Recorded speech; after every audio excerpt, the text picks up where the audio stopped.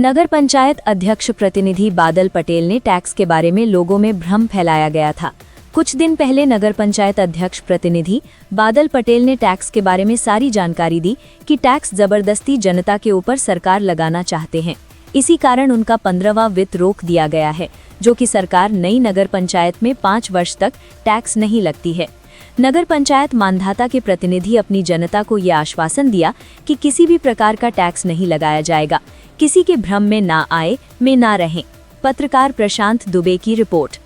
अध्यक्ष जी, नगर पंचायत मानधाता में जो गृह टैक्स और जल टैक्स की बात चल रही थी, सभासदों से आज बैठक के बारे में बात किया गया तो उन्होंने कहा कि यह जानकारी दी गई कि लोकसभा की सदन चल रही है, इसकी वजह से बैठक को स्थगित किया गया है। तो ये टैक्स की जो प्रक्रिया है, क्या है, कैसे जनता को टैक्स देना होगा, और इसका एक तरफ विरोध भी क्षेत्रीय जनता और कुछ सभासद आपकी बोर्ड के मेंबर ही कर रहे हैं, क्या कहेंगे आप इसमें? देखिए, सर्वप्रथम हम आपको और एवं आपके पूरे चैनल को और यहाँ पर जो भी पत्रकार साथी हैं सबको मैं धन्यवाद देता हूँ कि आप इस न्यूज़ का खंडन करने के लिए और उस पर सही जानकारी करने के लिए आप हमसे बात किए। मैं आपको बताना चाहूँगा, देखिए, गृह कर जो है और जो भी नगर पंचायत की जो भी टैक्सेस होते हैं, राज्य सरकार के द्वारा 5 साल के लिए न्यू नगर पंचायत के लिए छूट दी जाती है और केंद्र सरकार के द्वारा 3 साल के लिए टैक्स फ्री किया जाता है।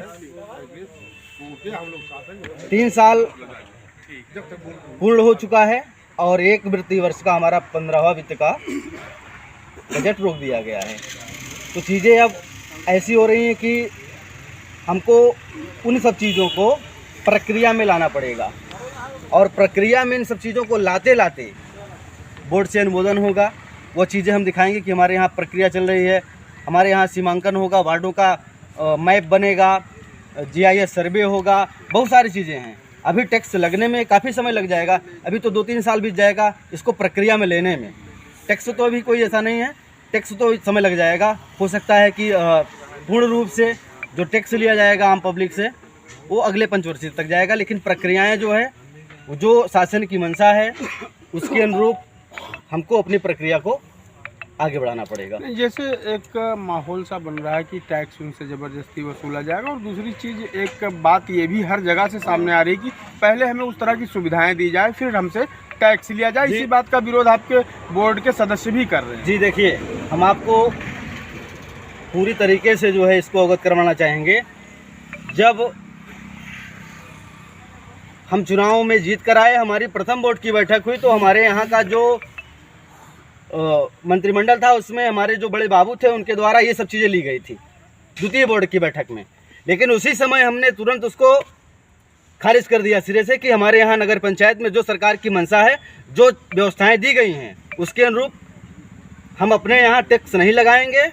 टैक्स तभी लगेगा जब सारी चीज़ों की व्यवस्था हो जाएगी और जब जनता यहाँ के चीज़ों का लाभ लेगी तभी टैक्स देगी। उस समय ही मैंने खारिज कर दिया गया था, लेकिन अब हम बाध्य हैं चीज़ों को प्रक्रिया में लेने के लिए, क्योंकि हमारी जो किस्त रोकी जा रही है विकास कार्य की, हमारी 15वां वित्त की जो किस्त है 1 करोड़ रुपए की है और हमारी 2 किस्तें रोक दी गई हैं। इस प्रकार से हमारा 2 करोड़ रुपए का बजट इस वित्तीय वर्ष में रोका गया है। अब इन चीज़ों को हम धीरे धीरे प्रक्रिया में लेंगे तो हमारे जो बजट रोके गए हैं वो हमको रिलीज़ किए जाएंगे। और टैक्स जो बात भ्रम फैलाया जा रहा है, ये बिल्कुल भी जो है गलत तरीके से फैलाया जा रहा है।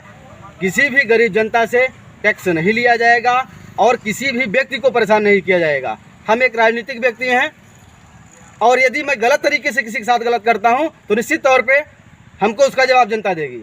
तो जो लोग भ्रम फैला रहे हैं तो उनको ये सोचना चाहिए कि कोई भी प्रतिनिधि इस तरह से नहीं करेगा। और मैं अपने नगर पंचायत के संपूर्ण जन समुदाय से यह कहना चाहूँगा कि आपके साथ किसी प्रकार की हमारे पूरे कार्यकाल में कोई जांच नहीं की जाएगी और अब तक हमारे ऊपर किसी प्रकार का कोई आरोप नहीं लगा है। और ना मैं 5 साल में अवसर दूंगा कि हमको कोई बेवजह 1 रुपये का किसी भी कार्य में गलत तरीके से किसी प्रकार से किसी का शोषण किया जाए, 1 भी रुपये का कोई आरोप नहीं लगा पाएगा। बहुत सही।